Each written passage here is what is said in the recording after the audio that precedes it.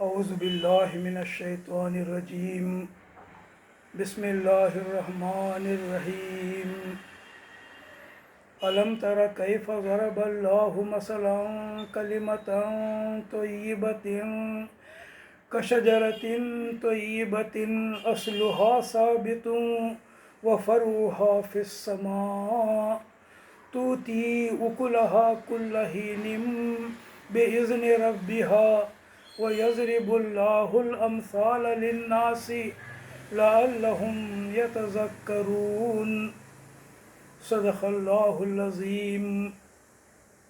یہ سورہ ابراہیم کی آیات 24 اور 25 ہیں۔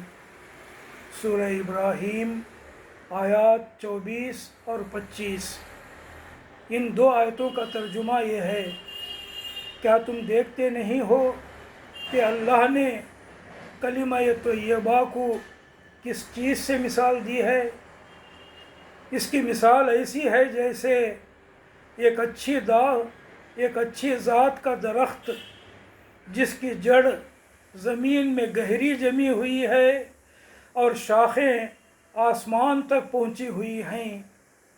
ہر آن وہ اپنے رب کے حکم سے اپنے پھل دے رہا ہے۔ یہ مثالیں اللہ اس لیے دیتا ہے کہ لوگ ان سے سبق لیں۔ یہ ہے سورہ ابراہیم کے آیات 24 اور 25 کا ترجمہ۔ کلمہ طیبہ، کلمہ طیبہ کیا ہے اور کلمہ طیبہ سے کیا کیا لازم آتا ہے، آج اس پر بات کرنی ہے۔ لا الہ الا اللہ محمد الرسول اللہ، یہ کلمہ طیبہ ہے۔ اس کلمے کا ترجمہ یہ ہے، کلمے کا ترجمہ کوئی الہ نہیں سوائے اللہ کے، محمد اللہ کے رسول ہیں صلی اللہ علیہ وسلم۔ کلمہ طیبہ ایک ایسے عظیم الشان درخت کی طرح ہے جس کی جڑ زمین میں گہری اور مضبوط ہے اور جس کی شاخیں، جس کے پھانٹے اتنے اونچے ہیں کہ ایسا معلوم ہوتا ہے کہ آسمان تک پھیلے ہوئے ہیں۔ لا الہ الا اللہ محمد الرسول اللہ ایک چھوٹا سا جملہ ہے مگر اس میں بہت معنی بھرے ہوئے ہیں۔ پہلے کلمہ طیبہ کے پہلے حصے لا الہ الا اللہ کو لیتے ہیں۔ اس میں دو الفاظ بہت اہم ہیں، ایک الہ، دوسرا اللہ۔ لا الہ الا اللہ، تو اس میں دو الفاظ بہت اہم ہیں، ایک الہ، دوسرا اللہ۔ لفظ الہ پر الف لام لگانے سے لفظ اللہ بنا ہے، اس لیے لفظ الہ کے معنی سمجھیں گے تو لفظ اللہ کے معنی سمجھ سکیں گے اور لا الہ الا اللہ کے معنی سمجھ میں آ جائیں گے۔ مولانا سید ابو الاعلیٰ مودودی رحمۃ اللہ علیہ کی ایک چھوٹی سی کتاب ہے جس کا نام ہے قرآن کی 4 بنیادی اصطلاحیں الہ، رب، عبادت اور دین۔ اس کتاب میں مولانا مودودی رحمۃ اللہ علیہ نے لفظ الہ پر اپنی تحقیق پیش کی ہے کہ لغت میں، عربی ڈکشنری میں الہ کے کیا معنی ہیں اور قرآن مجید میں لفظ الہ استعمال کیا گیا ہے تو اس کے کیا کیا معنی نکلتے ہیں لفظ الہ کے قرآن مجید میں۔ جماعت اسلامی ہند کے دستور میں کلمہ طیبہ کو جماعت کا بنیادی عقیدہ قرار دیا گیا ہے اور کلمہ طیبہ کی تفصیلی تشریح کی گئی ہے۔ تفصیلی تشریح، کلمہ طیبہ کے معنی اور مطلب کو کھول کر بیان کیا گیا ہے۔ دستور جماعت میں کی گئی کلمہ طیبہ کی تشریح کو میں کچھ سہل اور آسان کر کے پیش کر رہا ہوں۔ کلمہ طیبہ کے پہلے حصے اللہ کے واحد الہ ہونے اور کسی دوسرے کے الہ نہ ہونے کا مطلب یہ ہے کہ وہی اللہ ہم سب انسانوں کا معبود برحق اور حاکم تشریع ہے۔ معبود برحق یعنی عبادت کا اصلی اور سچا حقدار اللہ ہی ہے۔ حاکم تشریعی یعنی شریعت اور قانون دینے والا حکمران اللہ ہی ہے۔ اللہ تعالیٰ اس ساری کائنات کا خالق ہے، یہ ہم جانتے ہیں۔ ساری کائنات کا خالق، کائنات زمین، آسمان، سورج، چاند، ستارے، گیلیکسیز، ملکی وے وغیرہ وغیرہ، یہ تمام چیزیں کائنات کہلاتی ہیں۔ اور اس کائنات میں یہ زمین جس پر ہم رہتے ہیں یہ خشخش کے دانے کے برابر ہے۔ یہ کائنات اتنی بڑی ہے، اتنی وسیع و عریض ہے کہ اس کائنات میں ہماری یہ زمین ایک خشخش کے دانے کے برابر ہے۔ تو اس پوری کائنات کا خالق، بنانے والا اللہ ہے۔ اللہ تعالیٰ اس پوری کائنات کا پروردگار ہے، اس پوری کائنات کا پالنے والا ہے، پوری کائنات کا مدبر ہے، یعنی پوری کائنات کو چلانے والا ہے، پوری کائنات کا مالک، اونر ہے، پوری کائنات کا حاکم تکوینی ہے، یعنی اپنی قدرت سے اس پوری کائنات کو چلانے والا ہے۔ پرستش اور عبادت کا حقدار بھی وہی ہے اور ہماری اطاعت اور فرما برداری کا حقدار بھی وہی ہے۔ اس کے سوا کوئی اور ہماری عبادت کا حقدار نہیں ہے، اس کے سوا کوئی اور ہماری اطاعت کا حقدار نہیں ہے۔ اللہ کے سوا ہم کسی کی عبادت نہ کریں اور اللہ کے سوا ہم کسی کا حکم نہ مانیں۔ جس کا حکم بھی مانیں اللہ کی اجازت سے مانیں۔ یہ ہے کلمہ طیبہ کے معنی و مطلب۔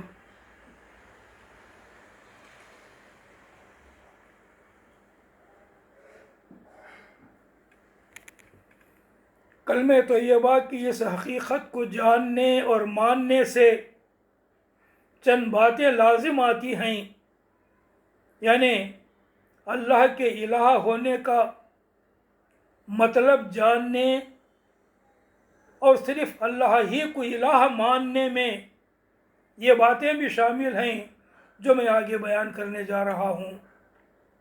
نمبر 1 کہ اللہ کے سوا کسی کو ولی و کارساز نہ سمجھے۔ ولی کارساز کے معنی میں یعنی کام بنانے والا۔ اللہ کے سوا کسی کو ہم اپنے کام بنانے والا نہ سمجھیں۔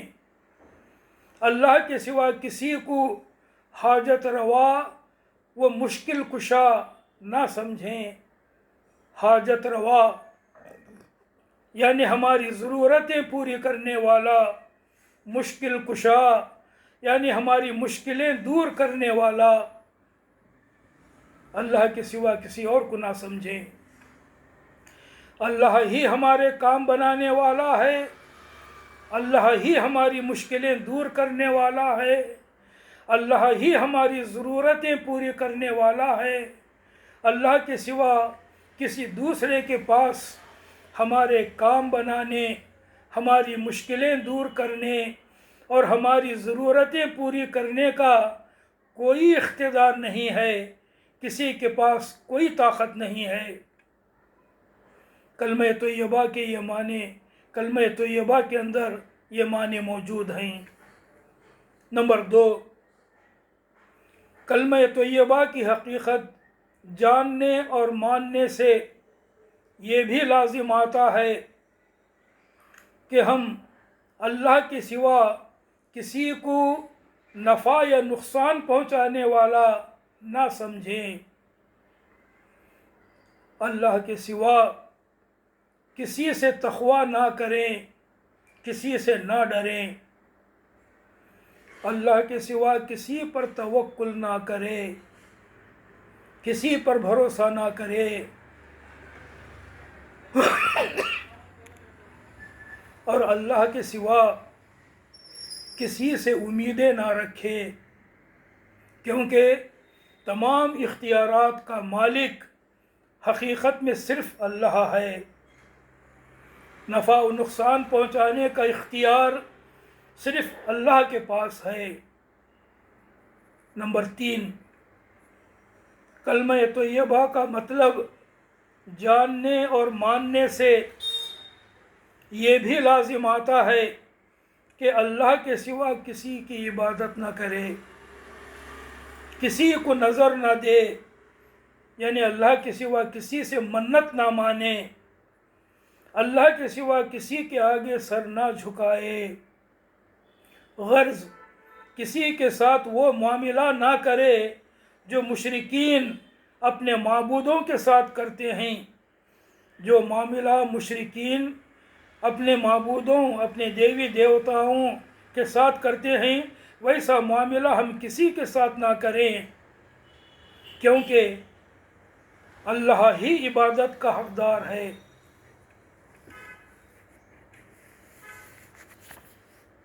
نمبر 4،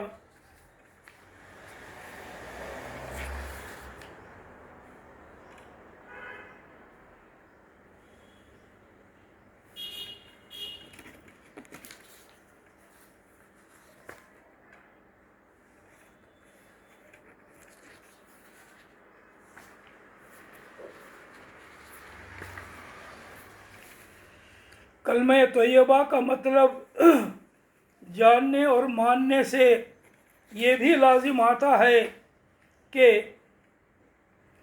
اللہ کے سوا کسی سے دعا نہ مانگے، کسی کی پناہ، کسی کی حفاظت نہ ڈھونڈے، اللہ کے سوا کسی کو مدد کے لیے نہ پکارے، اللہ کے سوا کسی کو خدائی اختیارات میں دخل دینے والا نہ سمجھیں، یعنی کسی کو ایسا زور رکھنے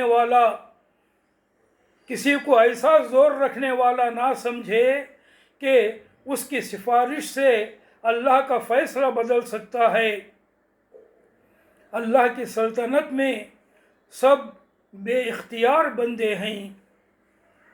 نمبر 5، کلمہ طیبہ کا مطلب جاننے اور ماننے سے یہ بھی لازم آتا ہے کہ اللہ تعالیٰ کے سوا کسی کو مالک الملک نہ سمجھے، کسی کو ملک کا مالک نہ سمجھے، اللہ کے سوا کسی کو مقتدر اعلیٰ نہ سمجھے، یعنی اللہ کے سوا کسی کو ساورن سپریم پاور رکھنے والا نہ سمجھے، اللہ کے سوا کسی کے بارے میں یہ نہ سمجھے کہ وہ خود جو چاہے حکم دے سکتا ہے، جس سے چاہے روک سکتا ہے، اور جو چاہے قانون بنا سکتا ہے۔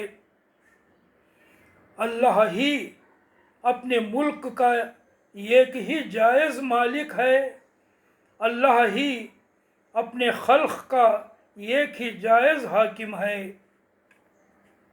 نمبر 6، کلمہ طیبہ کو قبول کرنے سے یہ بھی لازم آتا ہے کہ انسان اپنی خود مختاری چھوڑ دے، اپنی خواہش نفس کی بندگی چھوڑ دے، یعنی اپنی من مانی کرنا چھوڑ دے، اور صرف اللہ کا بندہ بن کر رہے، صرف اللہ کی سنے اور صرف اللہ کی مانے، جسے اس نے اپنا واحد الہ تسلیم کیا ہے۔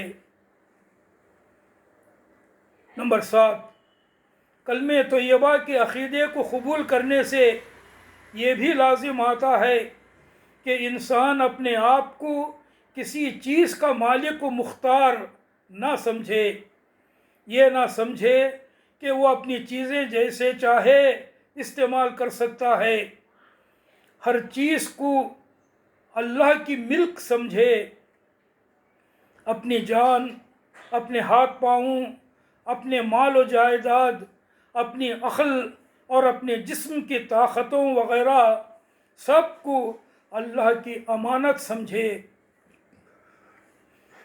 نمبر 8، کلمہ طیبہ کے عقیدے کو قبول کرنے سے یہ بھی لازم آتا ہے کہ انسان اپنے آپ کو اللہ کے سامنے ذمہ دار اور جواب دہ سمجھے، اور اپنی قوتوں کے استعمال اور اپنے برتاؤ میں ہمیشہ یاد رکھے کہ قیامت کے روز اسے اللہ کے سامنے ان سب چیزوں کا حساب دینا ہے اور اپنے اعمال کی جزا یا سزا پانا ہے۔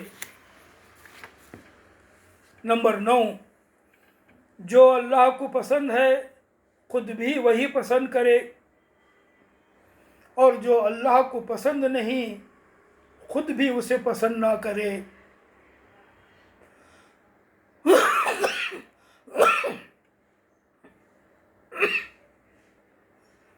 نمبر 10،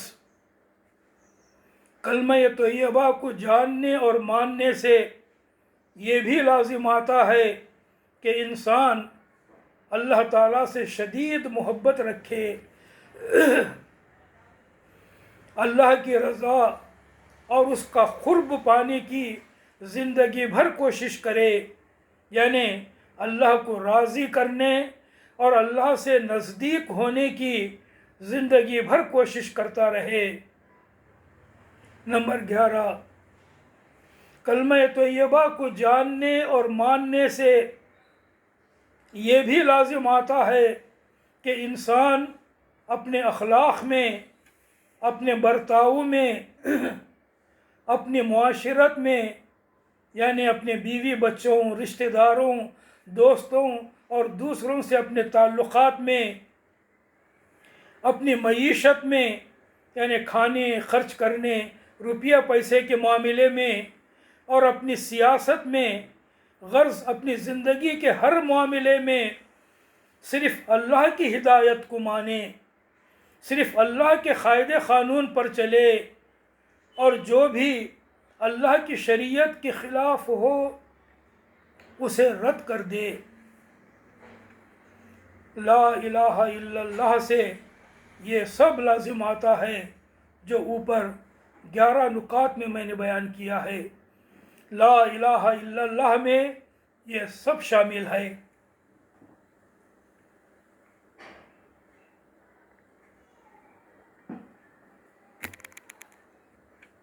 اب کلمہ طیبہ کے دوسرے حصے محمد الرسول اللہ کو لیتے ہیں صلی اللہ علیہ وسلم۔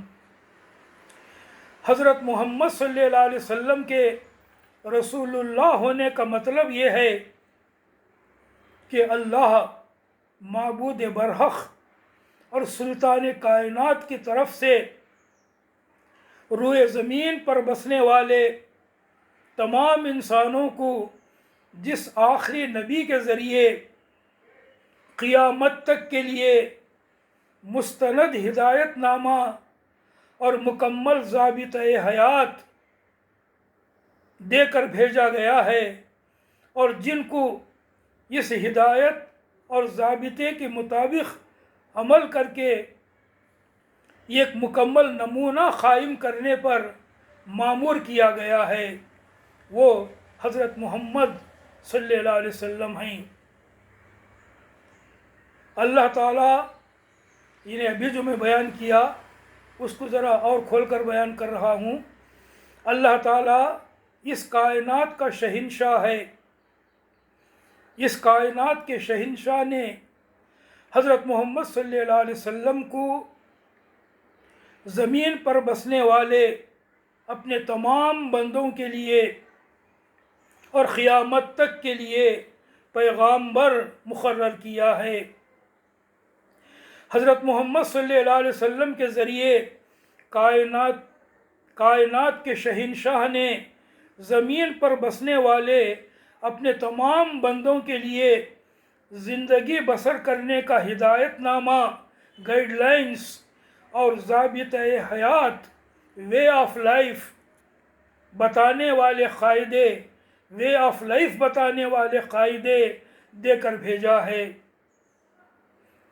اس ہدایت اور ضابطے کے مطابق عمل کر کے ایک کامل نمونہ قائم کرنے کے لیے شہنشاہ کائنات نے حضرت محمد صلی اللہ علیہ وسلم کو مامور کیا ہے، مقرر کیا ہے۔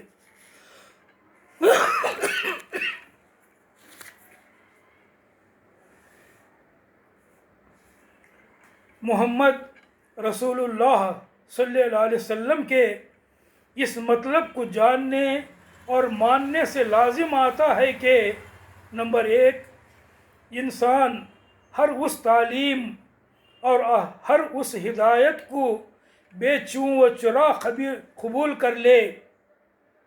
انسان ہر اس تعلیم اور ہر اس ہدایت کو بے چوں و چرا قبول کر لے جو محمد صلی اللہ علیہ وسلم سے ثابت ہو، کیونکہ محمد صلی اللہ علیہ وسلم کی تعلیم اللہ کی تعلیم ہے اور محمد صلی اللہ علیہ وسلم کی ہدایت اللہ کی ہدایت ہے۔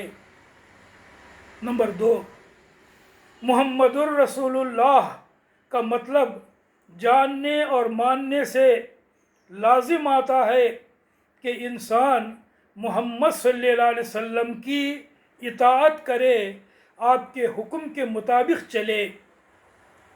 نمبر 3، محمد الرسول اللہ کا مطلب جاننے اور ماننے سے لازم آتا ہے کہ انسان دوسرے انسانوں کی پیروی کتاب اللہ اور سنت رسول اللہ کے تحت ہی کرے۔ کتاب اللہ قرآن مجید اور سنت رسول اللہ صلی اللہ علیہ وسلم کی سنت اور طریقہ، اس کے خلاف کسی کی پیروی نہ کرے۔ نمبر 4، اپنی زندگی کے ہر معاملے میں اللہ کی کتاب اور اللہ کے رسول کی سنت کو اصل حجت، سند اور مرجع قرار دے۔ جو خیال یا عقیدہ یا جو طریقہ کتاب و سنت کے مطابق ہو اسے اختیار کرے اور جو ان کے خلاف ہو اسے چھوڑ دے۔ نمبر 5، محمد الرسول اللہ کا مطلب جاننے اور ماننے سے یہ بھی لازم آتا ہے کہ رسول اللہ صلی اللہ علیہ وسلم اور آپ کے لائے ہوئے حق کی محبت و عقیدت دوسری ہر محبت اور عقیدت سے بڑھ کر ہو۔ تو یہ ہے محمد الرسول اللہ جاننے اور ماننے سے لازم آنے والی باتیں۔ کلمہ طیبہ لا الہ الا اللہ محمد الرسول اللہ میں یہ سب معنی موجود ہیں جو ابھی میں نے بیان کیا ہے۔ اللہ تعالیٰ نے اسی بات کو سورہ ابراہیم کی ان 2 آیتوں میں بیان کیا ہے جو میں نے ابتدا میں تلاوت کی کہ الم تر کیف ضرب اللہ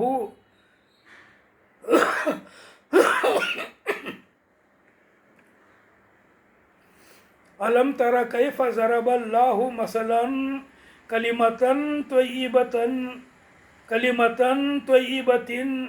کشجرۃ طیبۃ اصلها ثابت وفرعها فی السماء تؤتی اکلها کل حین بإذن ربها ویضرب اللہ الامثال للناس لعلہم یتذکرون۔ یعنی کیا تم دیکھتے نہیں ہو کہ اللہ نے کلمہ طیبہ کو کس چیز سے مثال دی ہے؟ اس کی مثال ایسی ہے جیسے ایک اچھی ذات کا درخت جس کی جڑ زمین میں گہری جمی ہوئی ہے اور شاخیں آسمان تک پہنچی ہوئی ہیں، ہر آن وہ اپنے رب کے حکم سے اپنے پھل دے رہا ہے۔ یہ مثالیں اللہ اس لیے دیتا ہے کہ لوگ ان سے سبق لیں۔ مولانا امین احسن اصلاحی رحمۃ اللہ علیہ نے تدبر قرآن میں سورہ ابراہیم کی ان آیات کے بارے میں لکھا ہے کہ کلمہ طیبہ سے مراد کلمہ توحید ہے اور اس کلمے پر مبنی عقائد و نظریات ہیں۔ اور مولانا مفتی محمد شفیع رحمۃ اللہ علیہ نے معارف القرآن میں ان آیات کے بارے میں لکھا ہے کہ کلمہ طیبہ کلمہ توحید و ایمان ہے، اور لکھا ہے کہ کلمہ توحید یعنی لا الہ الا اللہ کی ایک جڑ ہے، یعنی اعتقاد جو مومن کے دل میں مضبوطی کے ساتھ جاگزی ہے۔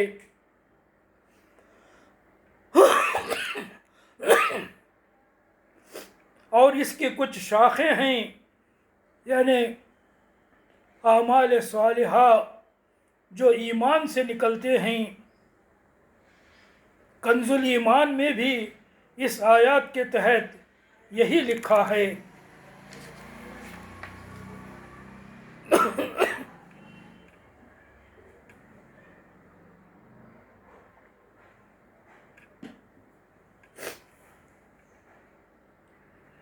تُؤْتِي أُكُلَهَا كُلَّ حِینٍ بِإِذْنِ رَبِّهَا، ہر آن وہ اپنے رب کے حکم سے اپنے پھل دے رہا ہے۔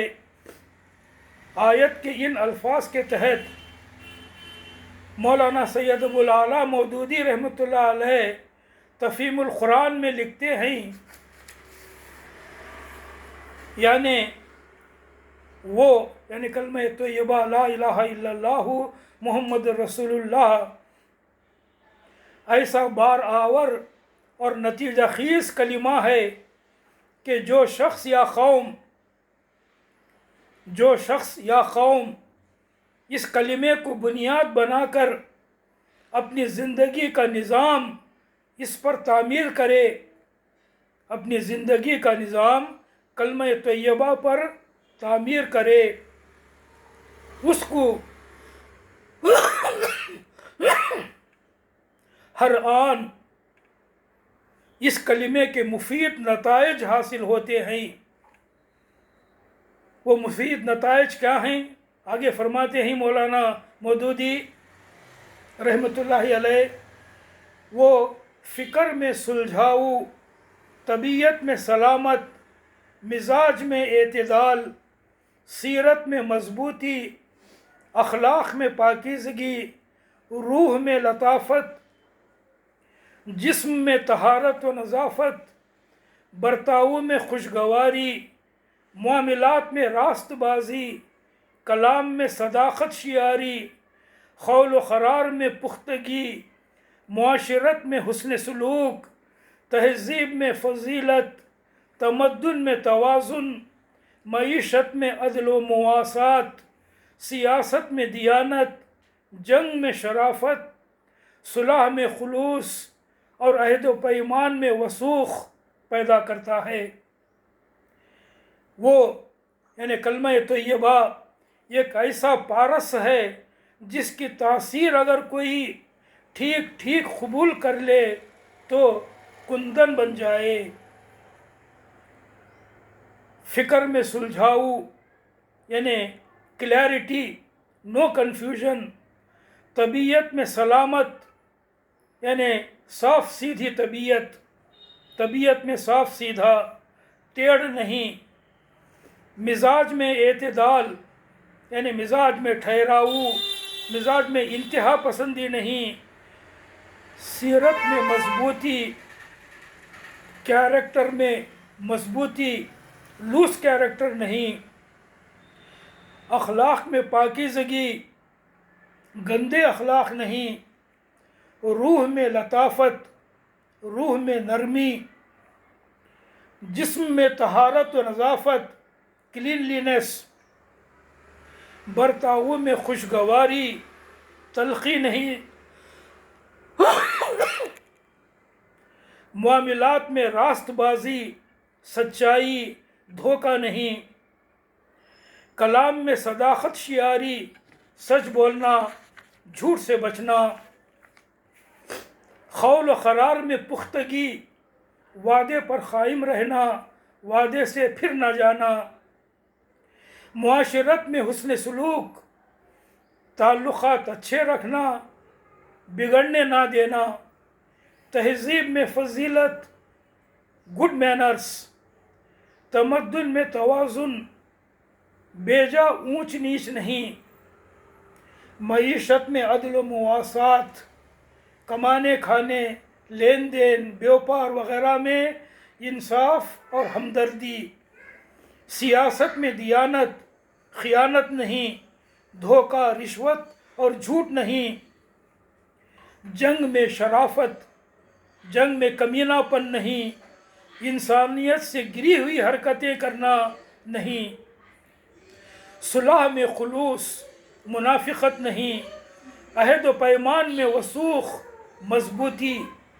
تو جو کوئی کلمہ طیبہ کو اپنی ذاتی زندگی میں، یا جو کوئی قوم کلمہ طیبہ کو اپنی اجتماعی زندگی میں بنیاد بنا کر اپنی زندگی اس پر تعمیر کرتا ہے، اسے کلمہ طیبہ ایسے خوش ذائقہ پھل دیتا ہے جو ابھی اوپر بیان کیا گیا۔